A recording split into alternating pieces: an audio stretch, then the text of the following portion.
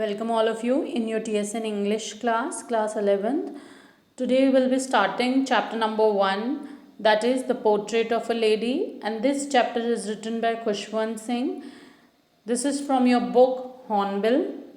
Before starting the chapter, I would like to tell you about this introduction of the chapter, you can say. And this is the chapter, the portrait of a lady. As you can just read that the introduction or the name of the chapter, you can slightly have an idea of the chapter. The portrait of a lady, that means the chapter is all about a lady, and the portrait, it's not about the picture, it's all about the inner and outer, like how internally or externally that lady is. And the lady is the Khushwant Singh's grandmother. So here Khushwant Singh draw a lifelike pen portrait of his grandmother and describes us about the relationship between his and his grandmother. So let's start the chapter from your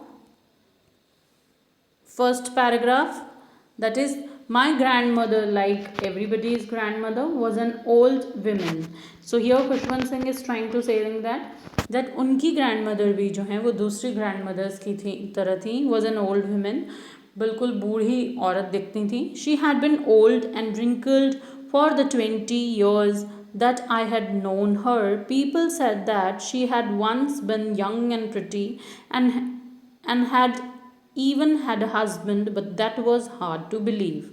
My grandfather's portrait hung above the mantelpiece in the drawing room. He wore a big turban and loose fitting clothes. His long white beard covered the best part of his chest, and he looked at least 100 years old. He did not look the sort of a person who would have wife or children. He looked as if he could only have lots and lots of grandchildren. As for my grandmother's being young and pretty, the thought was almost revolting. Now I will explain you the chapter, students. The chapter is like Khushwant Singh is describing about his grandmother's physical appearance here in the first paragraph, that she had been old and wrinkled for the 20 years. Khushwant Singh जब से अपनी grandmother को जानते हैं, I had known हर, जब से वो अपनी ग्रैंडमदर को जानते हैं, so she looks the same, old and wrinkled. People said that she had once been young and pretty. And Khushwant Singh ने उसके फैमिली मेम्बर्स, फ्रेंड्स, रिलेटिव्स को कहते हुए ये सुना है कि उनकी जो ग्रैंड मदर हैं, so she had once been young and pretty. So वो यंग और प्रिटी दिखा करती थी, and had even a husband, और उनके हस्बैंड भी हुआ करते थे, that means his grandfather. But everything is very hard to believe for him because now she is not looking like that, but that was hard to believe for him. My grandfather portrait hung above the mantelpiece in the drawing room. And as compared to that, उसके जो grandfather हैं उनकी portrait उनके drawing room में लगी हुई है near a chimney. So here mantelpiece means there is a chimney in the room.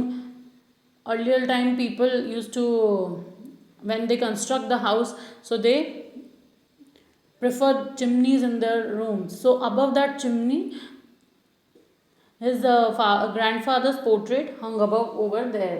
So above that chimney, you can say that it is hung above over there. And his grandfather portrait, in his portrait grandfather ने क्या पहना हुआ है, और portrait के according ही वो हमें idea दे रहा है कि ग्रैंडफादर कैसे लगते थे. He wore a big turban and loose fitting clothes.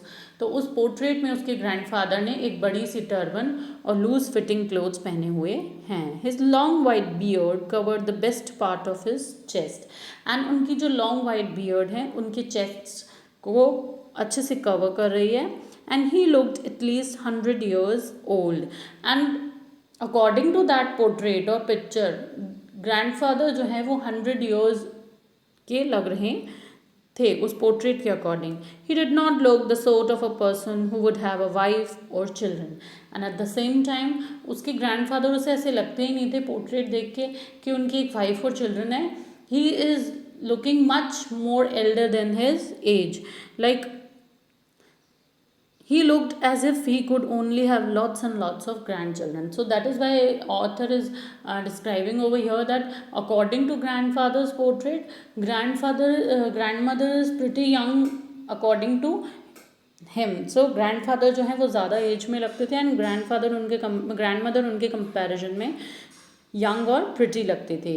As for my grandmother being young and pretty, और ग्रैंडफादर की एज ऐसे लगती थी जैसे उनके grand childrens home. The thought was almost revolting, and both the things are almost opposite to each other, and they are revolting. And she often told us of games she used to play as a child. And at the same time, जो उनकी grandmother हैं, she or she is on regular basis, like she is explaining about them, that how she used to play in her childhood, that seemed quite absurd and undignified on her part, and we treated it like the fables of the prophets she used to tell us. And after hearing, or after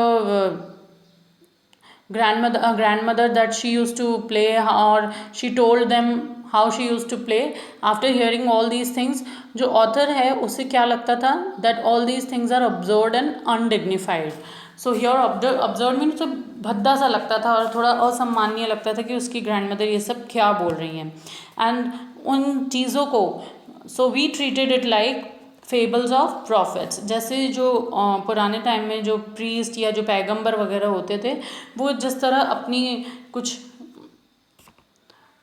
stories सुनाया करते थे, वैसा वो उसे लगता था. That उसकी grandmother भी उसी तरह सुनाती हैं. She had always bin short and flat and slightly band.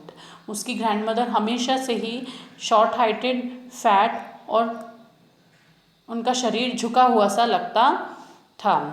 Her face was criss cross of wrinkles running from everywhere to everywhere. और ग्रैंडमदर का जो फेस है वो रिंकल्स से पूरा ऐसा लगता था जैसे किसी ने डिज़ाइन किया हो, और रिंकल्स से पूरा क्रिस क्रॉस में उसके फेस पे थे.